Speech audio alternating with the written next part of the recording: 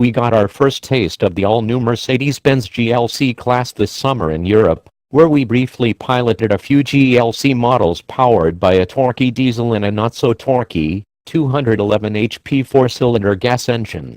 The former engine is poised to come here later next year, while the latter will not come here at all. Missing was the GLC300 with its 241 HP four-cylinder and attendant 9-speed automatic, the model that matters most to us in the US.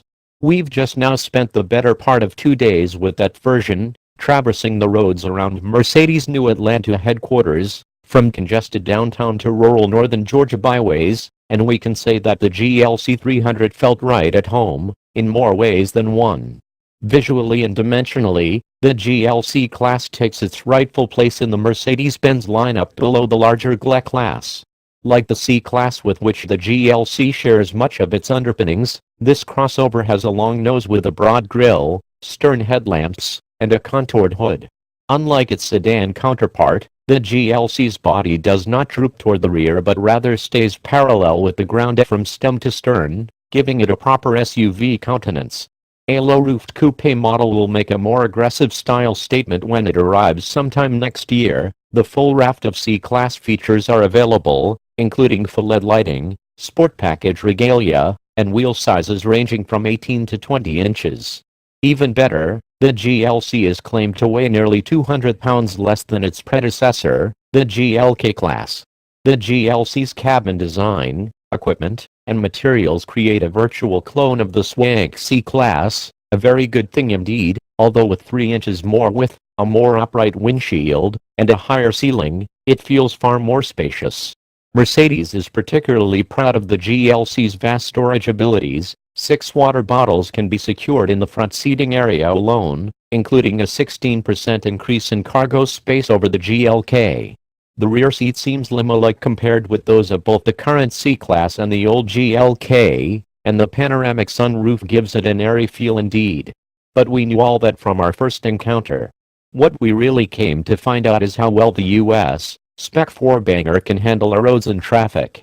In the end, while we were always up for more power, an AMG Sport model is reportedly on the way, likely to share the C450 AMG's 362 HP turbo V6. We are inclined to say that the direct-injected 2.0-liter 4 strikes exactly the right balance between power and efficiency. The GLC300 effectively replaces the V6-powered GLK350. The Turbo Force 241 horsepower is down markedly from the GLK350's 302 ponies, but torque is the same at 273 lb-ft, all of which is available anywhere between 1,300 and 4,000 revolutions per minute. The 4-pot's power delivery is effortless and smooth, and Mercedes thinks it will be even quicker than the GLK while going 20% farther on a gallon of gas. The new 9-speed automatic, however, exhibited some rather unbecoming behavior, most noticeably in the form of a mild thunk during throttle uptake when accelerating in slow-and-go traffic. We previously stated that the GLC class handles like a C-Class on stilts, key words there, on stilts. The GLC300 is a crossover, after all, and its higher perch, additional mass, and slight body roll won't let you forget it. The steering is precise and beautifully weighted at all speeds in comfort or sport modes. Sport Plus brings some additional weight but no more feel even under full cornering load. As with the C, the GLC's brakes are progressive, with good feel and quick responses without being too grabby. Ride quality, however, seems even creamier than in the C-Class, and that was with the standard steel springs. Air suspension is optional, but we'd pocket the extra $1,900 given how nicely the standard setup rides. The exception, if we regularly traverse deep ruts or unplowed winter roads, the air spring's ability to raise up the body might justify the price. Speaking of off-roading, the available 4MATIC all-wheel drive system has been re-engineered for the GLC and features a 45/55 front-to-rear torque split.